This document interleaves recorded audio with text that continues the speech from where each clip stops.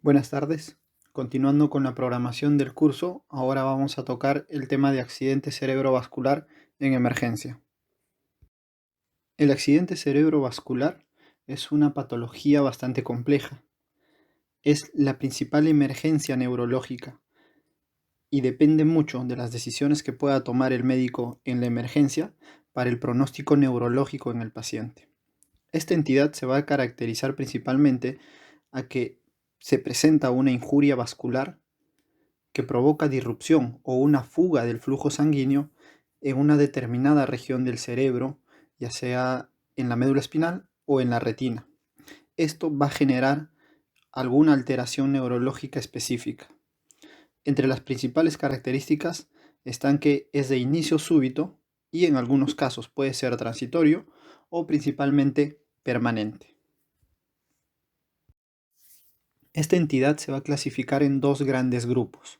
Por un lado tenemos a los isquémicos, que representan el mayor porcentaje, alcanzando más del 80%. Estos a su vez se subdividen en permanentes, ¿no?, los infartos cerebrales per se, y los transitorios, más conocidos como TIA. Por otro lado tenemos a los hemorrágicos, divididos en principalmente tres grupos: las hemorragias intraparenquimales, las hemorragias subaracnoideas y las hemorragias intraventriculares. Existen otras dos entidades, pero que principalmente están asociados a trauma: los hematomas subdurales y los epidurales. Esta entidad representa la tercera causa de discapacidad y de mortalidad a nivel mundial cuando hablamos de patología vascular. Existe en la literatura informes de datos bastante preocupantes que reportan un accidente cerebrovascular cada 40 segundos. De estos, el 77% vienen a ser eventos primarios y en un 23% aproximadamente van a ser recurrentes, o sea, pacientes que ya han tenido un evento previo y que vuelven a presentar un nuevo episodio. Actualmente vemos una mayor cantidad de pacientes con accidentes cerebrovasculares y esto se debe a que cada vez hay más personas que tienen múltiples comorbilidades, a que viven más años y a que se tienen mejores opciones para hacer el diagnóstico. Esta lámina muestra la vasculatura cerebral. Vamos a dividir en dos grupos: el grupo de la circulación anterior dependiente de la arteria carótida, ¿no?, y a su vez por ende de la cerebral media y de la cerebral anterior. Y tenemos el otro grupo que es la circulación posterior, que va a depender básicamente de las vertebrales y de la basilar. Es importante saber esto porque la lesión en cada circulación da signos y síntomas característicos que nos van a ayudar en el diagnóstico. El vaso más común afectado tanto en infartos como en hemorragias viene a ser la arteria cerebral media. En esta imagen se muestran los territorios de cada arteria y las zonas donde se van a localizar las lesiones principalmente. Como mencionamos antes, en el accidente cerebrovascular hay una injuria vascular que va a producir un daño a nivel de una zona específica del cerebro. Este daño puede ser definitivo, ¿no?, y se va a conocer como la zona del núcleo del daño. Esta zona del núcleo del daño generalmente recibe un flujo sanguíneo cerebral menor a 10 mililitros por 100 gramos por minuto. Pero existe una zona periférica a esto que puede tener daño reversible. Es donde nosotros nos vamos a enfocar para dar tratamiento y por ende disminuir las secuelas neurológicas que pueda presentar el paciente. Esta zona es conocida como penumbra, ¿no?, donde su flujo sanguíneo cerebral va a ir de 10 a 20 mililitros por cada 100 gramos por minuto. Existen varios factores de riesgo que van a condicionar a patología vascular en el sistema nervioso central. De estos tenemos factores de riesgo no modificables, como la edad, como el sexo, por ejemplo, donde los hombres tienen mayor predisposición para desarrollar esta patología. pero también resalta los factores de riesgo modificables, sobre todo los de origen cardíaco como la fibrilación auricular o la insuficiencia cardíaca, que van a condicionar hasta 8 veces más riesgo para desarrollar un evento vascular.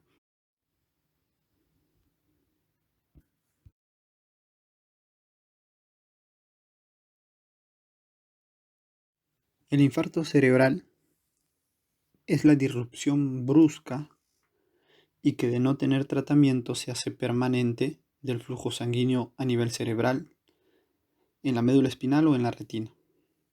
Hay una clasificación un tanto antigua, es la clasificación TOAS, que salió en el año 93, que me habla básicamente de 5 grandes grupos, principalmente orientados a la etiología.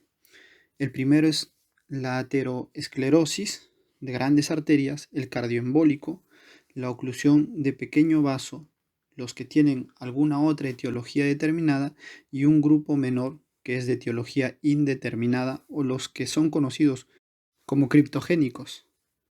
Tenemos que tener en cuenta aquí principalmente a los dos grandes grupos, ¿ok? Los cardioembólicos y los aterotrombóticos. Los cardioembólicos principalmente de origen cardíaco, pero pueden ser también de origen vascular, ¿no? Y los aterotrombóticos que se produce por lesión en el mismo vaso donde se va a presentar la obstrucción. Existe alto riesgo de recurrencia del infarto cerebral y esto va a depender principalmente a la etiología, ¿no? o generalmente al vaso en el que se presentó.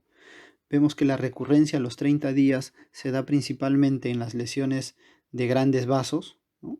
Y la recurrencia a los 5 años casi se iguala dentro de los que fueron de origen de grandes vasos, cardioembólicos, lacunares o de otra etiología. Sirve un poco para predecir cómo va a ser el curso de la enfermedad, ¿no? Y estar preparados para futuros eventos y sobre todo para hacer prevención secundaria. La historia clínica es una de las piedras fundamentales para el diagnóstico de esta enfermedad. Y es que tenemos que tener en cuenta sobre todo los antecedentes y el motivo por el que está ingresando el paciente. Dentro de los antecedentes tendremos que examinar las comorbilidades que tiene el paciente y los factores de riesgo para desarrollar un accidente cerebrovascular y también determinar el estado basal. Es importante eso porque podríamos confundir las secuelas de un evento previo con un déficit motor agudo nuevo en este paciente.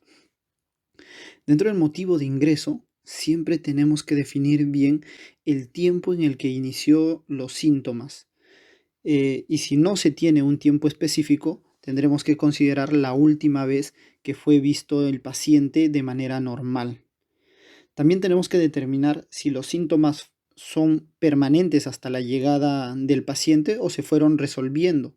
Y sobre todo pensar y preguntar, ¿no? Si el paciente ha presentado dolor, porque esto nos va a asociar sobre todo a los eventos hemorrágicos, ¿no? Descartándonos el infarto cerebral, o en todo caso, en una menor proporción, aproximarnos al diagnóstico de un infarto cerebral cardioembólico, que en algunos casos puede presentar cefalea.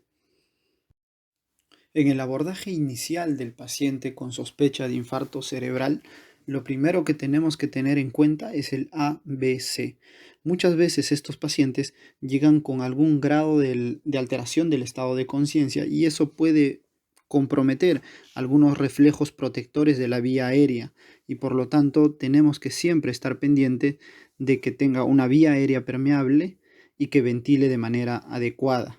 Una vez que podamos identificar el déficit motor agudo, lo que queda es un examen neurológico focalizado, ¿ok? Un examen neurológico focalizado a través de una escala, que es la escala NIS, ¿no? Esta escala desarrollada ya hace bastante tiempo, que va de 0 a 42, debido a que tiene 14 parámetros para poder evaluar en el paciente. Mientras mayor sea el índice NIS, hay más daño neurológico, es mayor el tamaño del infarto y por ende peor el pronóstico. A tener en cuenta de que principalmente el NIS está desarrollado para los infartos que se originan en la circulación anterior, sobre todo en la arteria cerebral media izquierda. Pero eso no quiere decir que no sirva para las lesiones que puedan estar al lado derecho. También la podemos emplear. Es difícil poder recordar todos estos parámetros que implica el NIS, pero tenemos aplicaciones como el MD-Calc que lo podemos utilizar desde la computadora o desde el celular, que nos van a ayudar bastante en la evaluación del paciente. Existe también una página de suscripción gratuita y en español que nos ayuda a certificarnos en la evaluación del NIS. Les dejo en la lámina el enlace. Como les dije, apoyados en la escala de NIS, podemos definir la severidad del infarto cerebral. Tener en cuenta, según este cuadro, que los infartos leves van a ser aquellos que tienen un NIS de menos de 5 y los infartos severos y por ende peor pronóstico y mayor daño cerebral, los que tienen un NIS de más de 21. Alguna literatura considera un NIS de más de 25 incluso. Para llegar al diagnóstico es necesario un estudio de neuroimágenes, sobre todo para tener evidencia de que no estamos frente a una hemorragia cerebral. Lo mínimo que tenemos que tener es una tomografía cerebral. Esta puede ser sin contraste, es más, al inicio tiene que ser sí o sí sin contraste, ¿ok? Si hay duda en el diagnóstico, podemos utilizar imágenes de resonancia magnética, un poco más difíciles de poder obtener debido a que no todas las emergencias tienen disponibilidad de este estudio. Y posteriormente, de acuerdo a cómo sea el caso, se pueden utilizar estudios de angiotomografía e incluso tomografía por perfusión. Cuando tenemos una tomografía cerebral sin contraste, tenemos que buscar básicamente si hay hemorragia. Si no hay hemorragia, tendremos que buscar algunos signos tempranos de infarto cerebral, ¿ok? Como pérdida de la diferenciación de la sustancia gris con la sustancia blanca, borramiento de algunos círculos y el clásico signo del cordón, ¿no? Que es una hiperdensidad de la arteria cerebral media, sea derecha o sea izquierda, como se muestra en la imagen que adjunto en la diapositiva. También tenemos que obtener algunos exámenes de laboratorio, sobre todo la glucosa y el perfil de coagulación. Hay que tener en cuenta que la hipoglicemia suele asociarse en algunos casos a déficit motor agudo, ¿ok? Y el perfil de coagulación, porque si vamos a dar tratamiento a este paciente, tenemos que saber si hay riesgo de que pueda tener algún sangrado asociado a la terapéutica, ¿no? En esta diapositiva les pongo imágenes de algunos signos tempranos de infarto cerebral vistos por tomografía. Están señalados por las flechas. De izquierda a derecha, en la parte superior, la primera y la segunda muestran borramiento de los surcos a nivel de la corteza. La tercera, es importante saber y evidenciar en todas las tomografías cómo están los ojos, ¿no? Hacia dónde está mirando el paciente, porque una desviación de la mirada implica lesión cerebral extensa, ¿no? Y sobre todo porque el paciente mira hacia el lado de su lesión. En la cuarta imagen de la zona superior se ve una hipodensidad ya algo más definida, ¿no? Y en la parte inferior, la primera imagen, ¿no? Eso sí hay que tener en cuenta, es una de las más importantes. Vamos a observar una hipodensidad a nivel insular, ¿no? La ínsula es bastante sensible a los cambios en el flujo sanguíneo cerebral y por lo tanto va a presentar signos tempranos de infarto. La segunda y la tercera imagen de la parte inferior muestran hiperdensidad de la arteria, ¿no? En una vemos la hiperdensidad de la arteria basilar y en la otra, a nivel del valle silviano, la hiperdensidad de la arteria cerebral media derecha en su segmento M2. El score de Aspects es un sistema estandarizado para interpretar las tomografías cerebrales. Dividimos a nivel de 2 cortes en 10 regiones y vamos sustrayendo un número a cada región donde se encuentre alguna alteración que me haga pensar en un infarto cerebral. Teniendo un total de 10 puntos, un aspecto menor o igual a 7 me habla de alto riesgo de sangrado y un pobre pronóstico a los 3 meses. Este score ha demostrado bastante sensibilidad en el diagnóstico y sobre todo no hay necesidad de un entrenamiento especial ¿no? Solo con saber los signos tempranos e identificar cada uno de los segmentos, como se puede observar en en la imagen que se adjunta en la diapositiva. Hay otros estudios de neuroimágenes que nos ayudan en el diagnóstico y para el tratamiento de los pacientes con infarto cerebral. Por ejemplo, la angiotomografía, que se puede ver en en la primera imagen superior izquierda. Esta angiotomografía nos ayuda sobre todo para determinar la presencia de colaterales distales al nivel de obstrucción. Se habla de que mientras tenga el paciente mejores colaterales, hay mejor recuperación posterior al tratamiento. También tenemos la resonancia magnética, que nos ayuda en aquellos casos donde la tomografía no es concluyente. Y en los últimos años se ha desarrollado la tomografía con perfusión, que nos identifica los flujos a nivel cerebral y con esto poder definir la zona de infarto y la zona de penumbra. Si el paciente tiene una zona de penumbra considerable, podríamos dar tratamiento con trombólisis o trombectomía. Esta imagen considero una de las mejores imágenes para entender y para hacer el diagnóstico del infarto cerebral. La encontré hace un tiempo en el Twitter, fue bastante famosa y creo que deberíamos de guardarla todos en nuestro celular porque nos ayuda a identificar el tipo de lesión que tiene el paciente, la localización y el vaso que está comprometido. Y no tenemos que olvidarnos de los infartos de fosa posterior, dependientes de la circulación posterior. Estos habitualmente en la emergencia no son diagnosticados o son diagnosticados después de múltiples ingresos de manera ya tardía, debido a que se presentan principalmente con signos que no generan déficit motor, ¿no? Son pacientes que vienen con vértigo a la emergencia, pero también pueden presentar otros síntomas como diplopia, pueden presentar signos como debilidad facial, dismetría, ataxia, ¿no? Es importante tener en cuenta, mientras más alto sea nuestro grado de sospecha, vamos a dar con el diagnóstico de manera más temprana. Hay muchas enfermedades que pueden simular un infarto cerebral. Lo primero que tenemos que tener en cuenta es las hipoglicemias.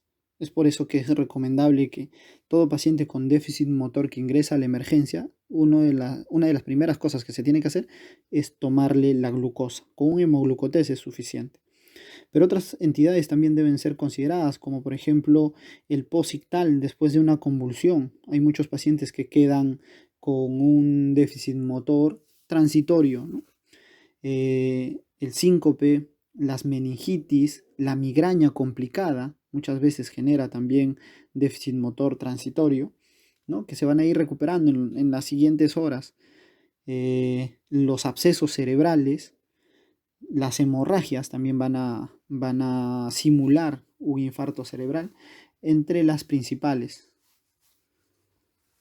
Existe una serie de objetivos que tenemos que tener en cuenta cuando enfrentamos a un paciente con un infarto cerebral, sobre todo para garantizar un tiempo óptimo de administración de medicamentos que pueden revertir el estado del paciente, ¿no? Se recomienda que el paciente pueda tener una tomografía cerebral dentro de los primeros 25 minutos y que ésta debería ser interpretada incluso antes de los 45 minutos de su llegada al hospital.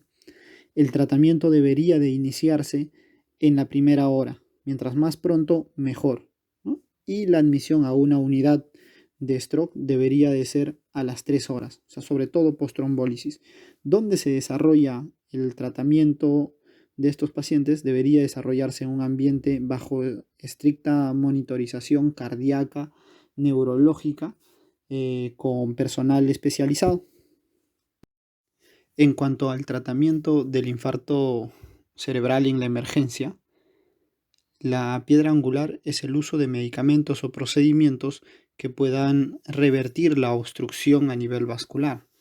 Desde los años 90 hay múltiples estudios que han determinado que el uso de alteplasa, que es una forma recombinante del activador tisular de plasminógeno, tiene adecuado efecto en la disolución del coágulo que pueda obstruir la vasculatura cerebral. Este es el único medicamento autorizado por la FDA y la que recomiendan las guías clínicas. Se debe administrar a una dosis de 0,9 miligramos por kilo de peso, con un máximo de 90 miligramos. El 10% de la dosis calculada se debe de administrar en bolo de manera inicial y el 90% de la dosis, o sea, lo que queda, el restante, se debe administrar en una infusión para 1 hora. Pero para la administración de este medicamento existen varios criterios de exclusión.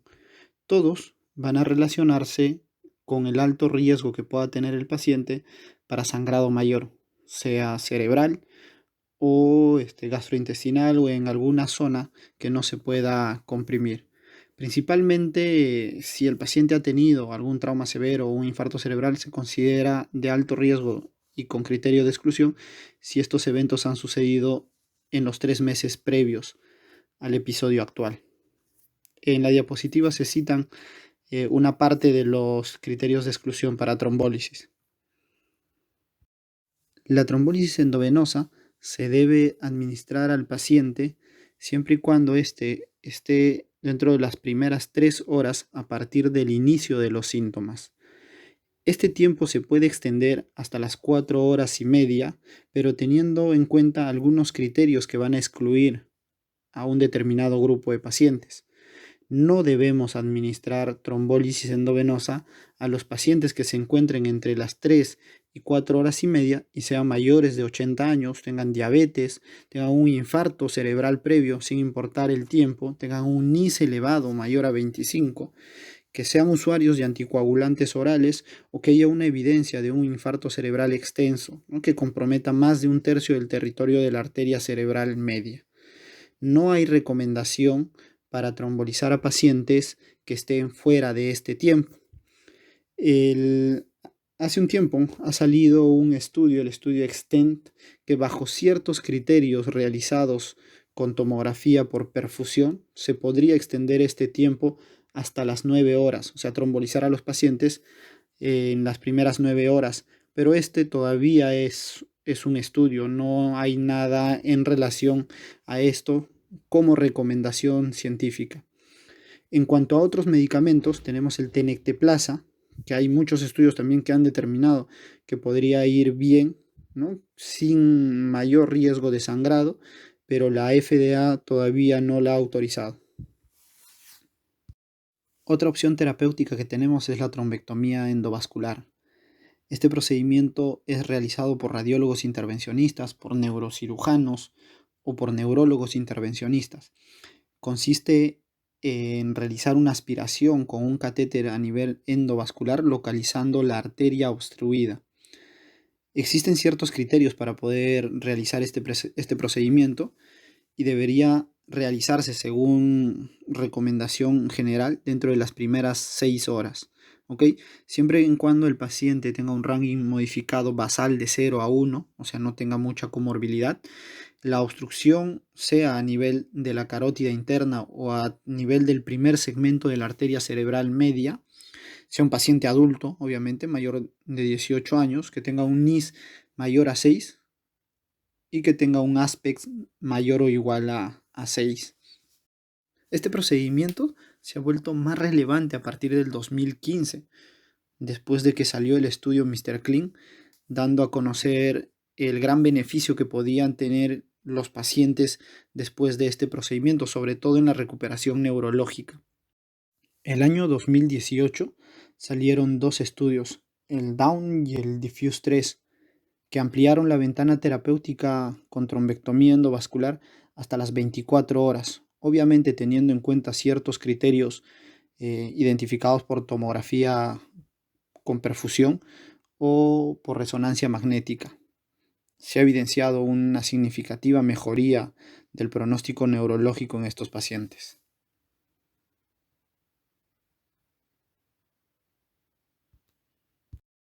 Durante un infarto de miocardio se altera la autorregulación cerebral y el cuerpo, muy inteligente, lo que hace es elevar la presión arterial para mejorar el flujo sanguíneo cerebral en las zonas de hipoperfusión, las zonas de penumbra. Es por eso que el paciente puede llegar a la emergencia con presiones significativamente elevadas.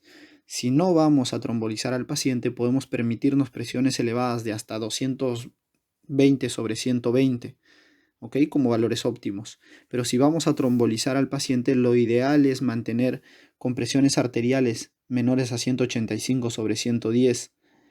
A esto podríamos llegar utilizando labetalol, nicardipino, hidralazina o enalaprilato. En las emergencias tenemos sobre todo el labetalol, ¿no? Se puede administrar de 10 a 20 miligramos en un bolo, pasado más o menos en 1 a 2 minutos. Y esto se puede repetir 2 o 3 veces, incluso para disminuir la presión y llegar al objetivo que tenemos.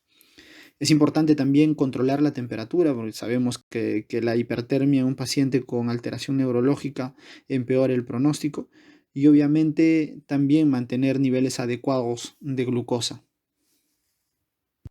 Los cuidados que tenemos que tener posterior a la trombólisis es básicamente vigilar la vía aérea, sobre todo para identificar posibles reacciones adversas al medicamento que hemos utilizado para trombolizar al paciente, identificar los accesos y los signos de sangrado que puedan estar presentes en estos pacientes, y sobre todo realizar un examen neurológico cada 15 minutos durante las primeras 2 horas, cada 30 minutos las siguientes 6 horas y cada hora durante las siguientes 16 horas hasta completar las 24 horas. Esto con el objetivo de identificar deterioro neurológico, lo cual nos haga sospechar que el paciente tiene una complicación posterior a la trombólisis, sobre todo que haya una transformación hemorrágica de la zona infartada. En los pacientes a quienes no se les va a administrar trombólisis, por diversos criterios, se debería iniciar tratamiento con estatinas, antiagregación, y la anticoagulación podría reservarse para un episodio posterior o días después, ya cuando el paciente está hospitalizado y fuera de la emergencia. Ahora tenemos el ataque isquémico transitorio. Este va a ser definido como un breve episodio de disfunción neurológica con signos y síntomas sugestivos de una isquemia cerebral, pero que van a resolverse antes de las primeras 24 horas. Esta representa un gran reto en el diagnóstico para los médicos, debido a que la mayor parte de los pacientes que llegan a la emergencia van a tener los síntomas resueltos incluso en la primera hora. Entonces va a ser muy importante nuestra anamnesis para llegar al diagnóstico. Habitualmente, como característica principal, es que no se van a visualizar signos de infarto en las imágenes cerebrales. Esta patología es similar, o podríamos compararla con una angina inestable, ¿no? En cuanto al infarto de miocardio.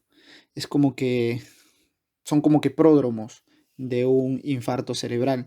Por eso es que no debemos dejar escapar esta patología.